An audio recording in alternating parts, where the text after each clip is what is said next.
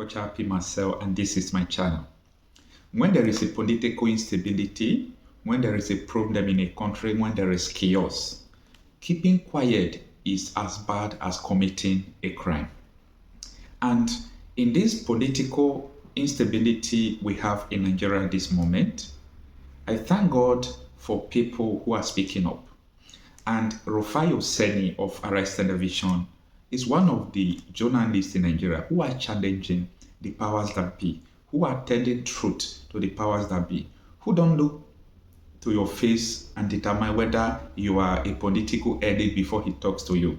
Rather, he looks to your face and tell you what you're supposed to hear, not people painting words because you are a political appointee. In this video, he challenges the Garba Shehu of the All Progressive Congress and the presidential spokesperson of Muhammadu Buhari. He was asking him, you winning the election, I mean your party winning the election is questionable because everybody knows that your administration fails woefully. So when you come out and say that you win the election, it's questionable because the people, the electorate, did not vote for you. I will leave you to enjoy the interview. See you. Okay, Mr. Shehu, a couple of things, and let's set the record straight. Prior to this time, you said that what was going on the social media space was against your administration because some people from a certain political party dominated the social media space. That's not true. Your administration failed woefully. Inflation numbers, debt burden, one of the highest level of poverty and insecurity as we speak today, all the indices, your administration failed. And that's why a lot of people were surprised that the party got re-election. And you can challenge me on the facts on that. I'm giving you the facts. Inflation numbers now is 22%, one of the highest in recent times. Over 20 trillion ways and means debt. All the economic indices stacked against you. Secondly, you said 16 million attacks. No, it wasn't 16 million attacks. It was 12.9 million attacks that Mr. Isa Pantami said. And you also tried to extrapolate that to INEC. But INEC only said they had a technical glitch that day. Talks about cyber attacks were brought up, but INEC said it had no cyber attacks. That's to get the facts right. In fact, and people have challenged Mr. Isa Pantami on the result he released as regards cyber attacks in Nigeria for election day, vis-a-vis the global cyber attacks map of what happened on that day. There's a story in Business Day a couple of hours ago. The question I'd like to ask you is, why was only the presidential election not transmitted to IREF? Why did other ones go? The Senate elections and the House of Representatives elections, but only one presidential election. Only one not transmitted.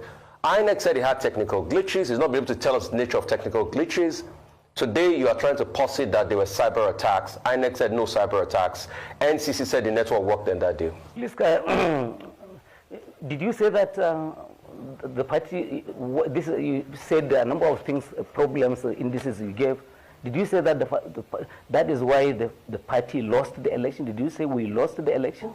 So, Mr. Garba Shehu, do not turn around what I said. This is what I said. I said you said that a certain party had dominated the social media space and they kept on hammering the party, that there was no public opinion as regards the failures of the APC. And I put it to you that the economic statistics showed that this administration failed largely based on its initial promises, and which are there. Secondly, I've told you about what you try to extrapolate now with cyber attacks. But INEC has said that there were no cyber attacks that day, that they just had a technical glitch. Okay, let me say to you that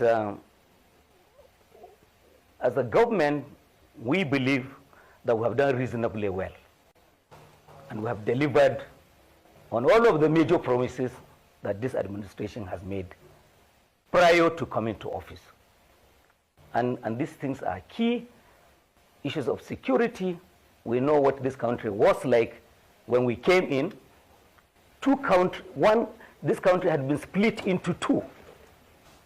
We had a caliphate carved out of this country by Boko Haram, with the flag of their own system of administration, their own system of taxation, and all of that. 17 of 27 local councils in Borno State were in that republic. All of that has changed.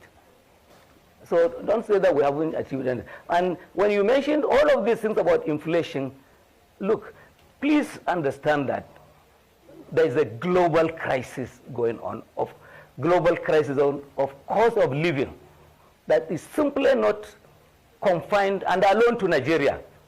Everyone is involved, whether it is arising from the things that emanated from the COVID crisis, and we know what it has done. The entire economies of the world, everyone, perhaps except China, had gone into negative numbers in terms of development. You seem to be in the minority. Yes, when you issued a statement that the elections conducted on February 25 will seem to be an improvement on past elections. You said, well, there may have been issues, but BVAS worked well, and that, INEC may have had logistical challenges, but that was a successful process, the most competitive in recent history of Nigeria. Well, all of that will seem to be against the grain of popular opinion about that particular election. Did we take part in two different elections? No, Ruben, if you are talking about assumptions that people have made, I'm not even sure our party was given the chance of winning the election, especially if people have taken to the digital media to read the political temperature in the country. The digital space had been occupied by people of a particular point of view and had dashed away the election to a given political party. So I think the results also came as a shock to many people. Now, the thing then is, what is the VBAS equipment is supposed to do? It is to accredit voters before they do the exercise. And I want to say that the new equipment has done this so excellently well that it has helped the country for the first time, to read the process of multiple voting and the fake, voters and people who are not registered just walk in and then do this exercise. Yes, there were glitches with the viewers, because the second aspect of it is that it is supposed to transmit results to the main server. It failed to do this, not because INEC was unwilling or government didn't want this to happen, but all of the things that happened. The Minister of Digital Economy, Professor Pantami, announced that 16 million attempts were made at hacking. On the particular day of election, 5 million times people had attempted to hack. So the thing is that there was a grand plan, possibly informed from outside or from within. In any case, there is sufficient capacity in Nigeria to hack. When you see all of the trouble, we and everyone is involved in this country, all cultures, all peoples are involved, whether it is the theft or social security in America or whatever, or insurance money. I think Nigerians have developed an unusual capacity, to achieve all of that globally. So if we're doing an election at home and there is a chance to bring those skills here and try them, I think that we are not disappointed that 16 million times they had tried to hack. The important thing is that the integrity of the election was preserved. And so therefore, we ended up with the most improved election that we have seen so far. Of course, we are learning. And from this also, it's a learning process. Some new things will be learned and improvements will be caused as we seek to perfect our process. All right, Malam Shehu, thank you. But some people might put a big question mark to your statement around the integrity of the process being, intact.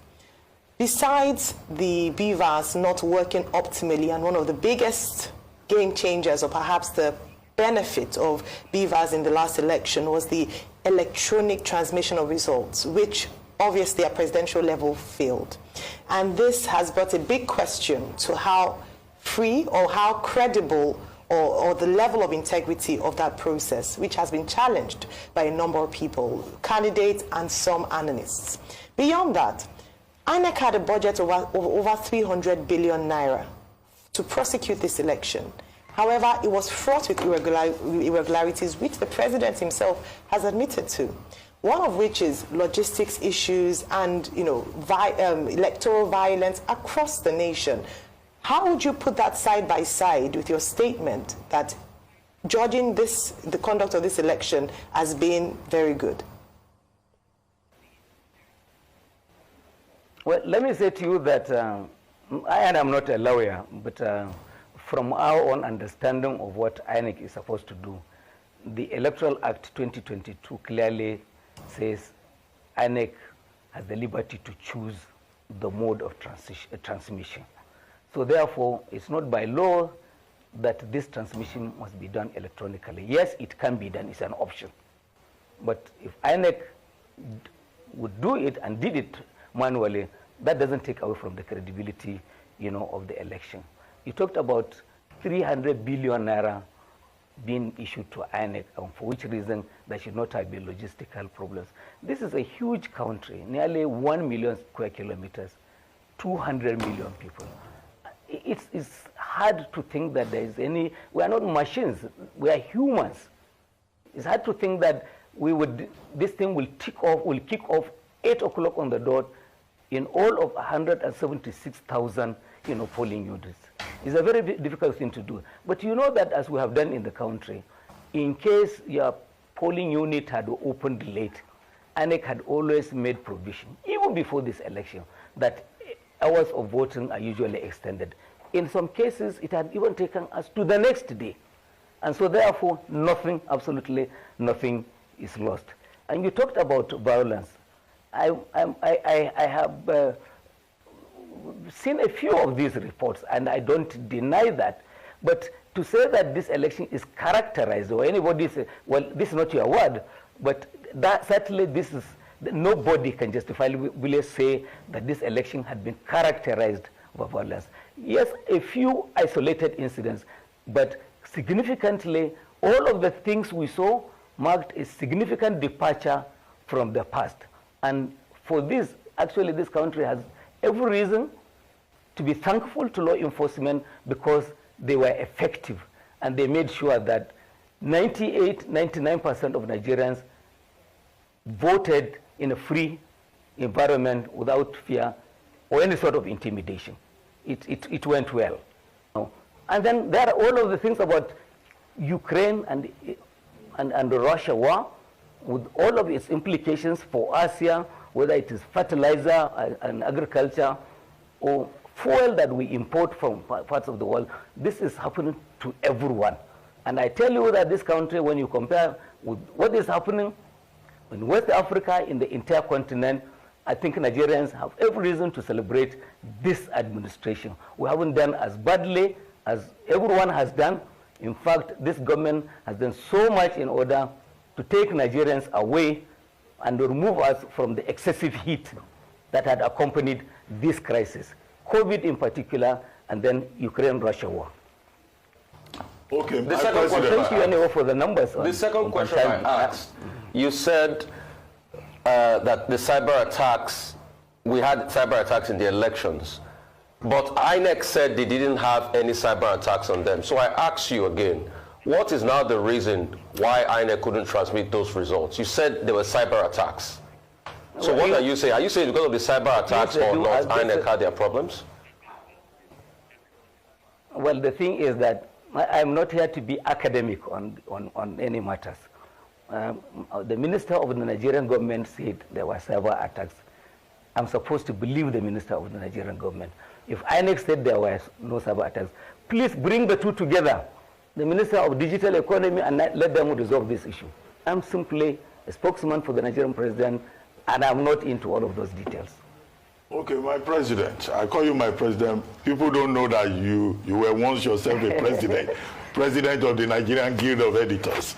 They only know you as, an Aso Rock spokesperson. But let me ask you, when we started this program this morning, the first thing we discussed was the front page story of this day newspaper today, talking about concerns about governors trying to rig the elections on March 18 because the stakes are higher.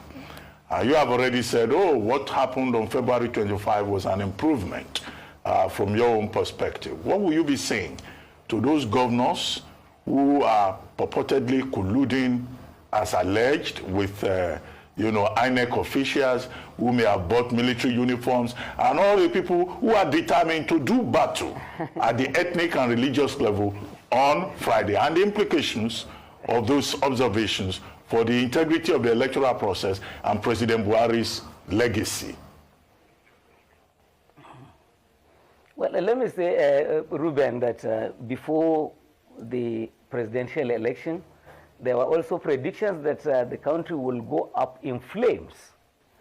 And I want to say that to the credit of law enforcement in the country, and we must also give credit to the major contestants in the race, because as a matter, by choosing to confine, to operate within the signed agreement, the peace agreement that they agreed to, going to court upon disagreeing with the outcome instead of taking their people to the streets, or calling for strikes, that itself is important for the country. So it's a statement. It tells you that inherently we are capable. There is a capacity in our country, among our politicians, to manage the situations without letting them getting out of hand.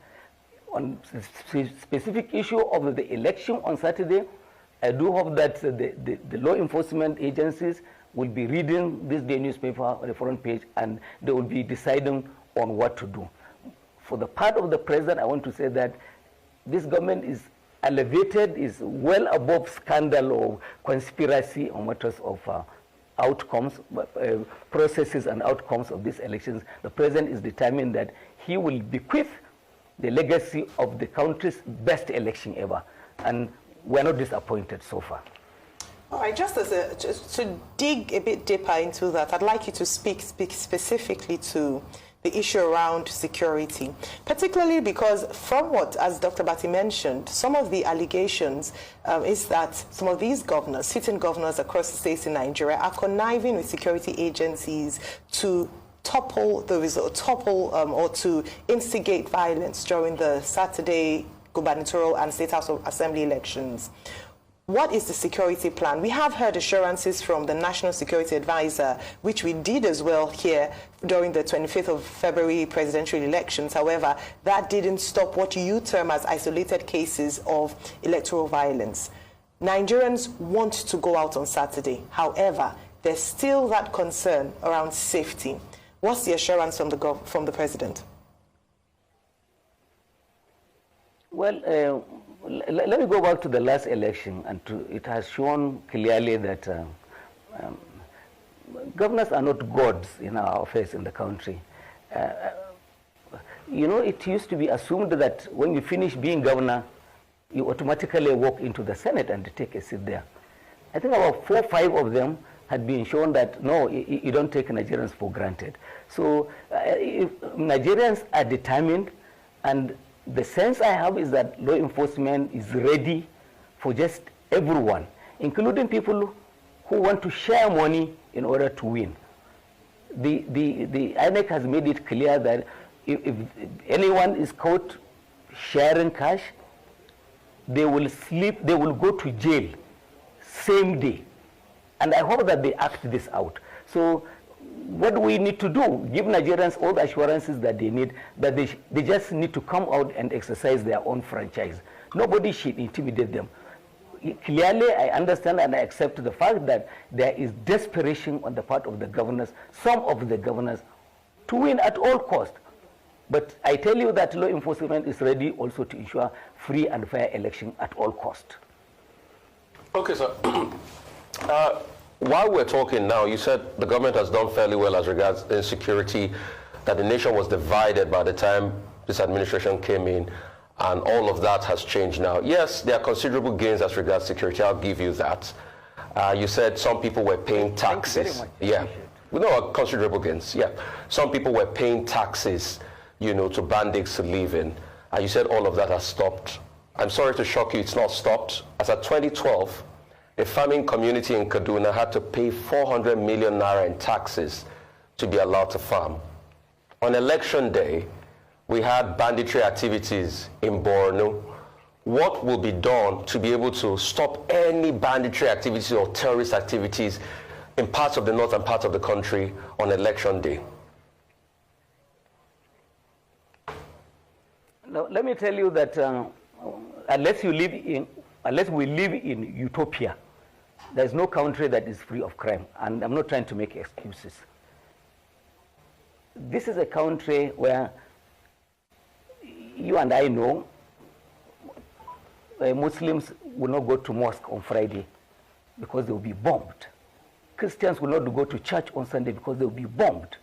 Boko Haram had gone as far as to Kogi and was threatening to cross, over and go to Lagos.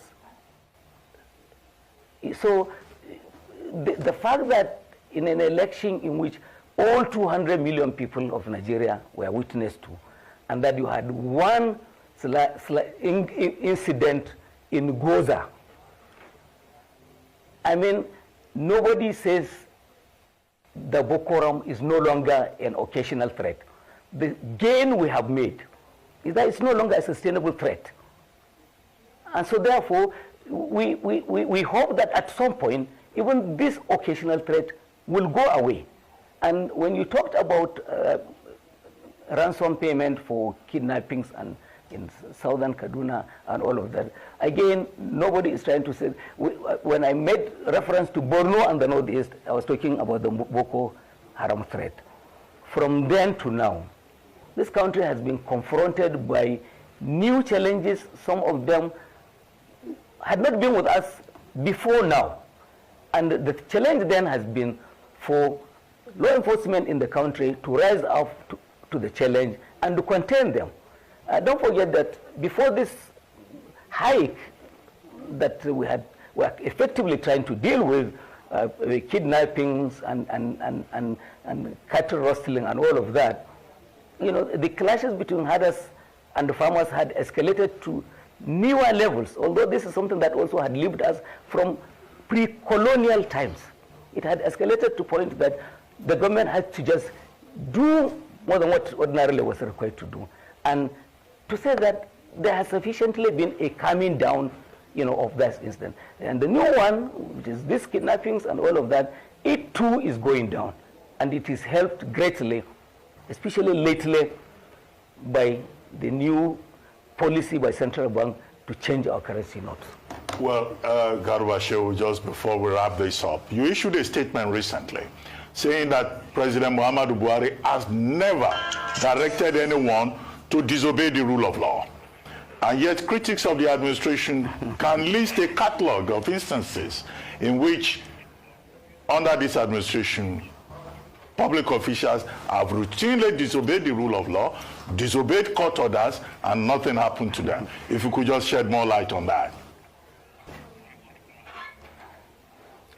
My sense is that there are always consequences for disobeying court orders. And for President Muhammadu Buhari, if you are going to do physical wrestling, President Buhari is not the strongest man physically in this country. He is being obeyed because there is rule of law. If there is no rule of law, obedience to government is he clearly understands this. And I still stand by that assertion we made. He, President as a person, will never, that's not Buhari, call Minister of Justice and say, this is the rule to obey, this one don't obey. It will not happen. It has not happened. It will not now happen now that he has just about 60 days to go. So please, let's forget about that. Yeah, there are rogue elements in all systems, in all administrations. And when they try to play tricks with the decisions of court, the system works. It has a way of catching up. Thank you so much. I am glad you are still watching. So, you have seen it all, you have heard it all. I thank God for some courageous journalists like Rufai. This is what we are facing in this country, but believe me, we are going to get this country back. It might take time, it might not be this year, but with the energy we have now, with everything, the resources we have available now, and with the help of technology and internet and social media as well, believe me, from now till next 4 years, things are going to change in this country. Let us keep hope alive. Let us keep believing that our country is going to be fine. We don't have any other country. When you travel to other countries just for refuge or to stay there and start working, you know what it is to have a good country. So if we don't have a good country, we have to work for it. Thank you so much for having time to listen to this video. I am Okocha P myself. Please kindly subscribe to my channel. Also share my video. See you on my next video. Thank you.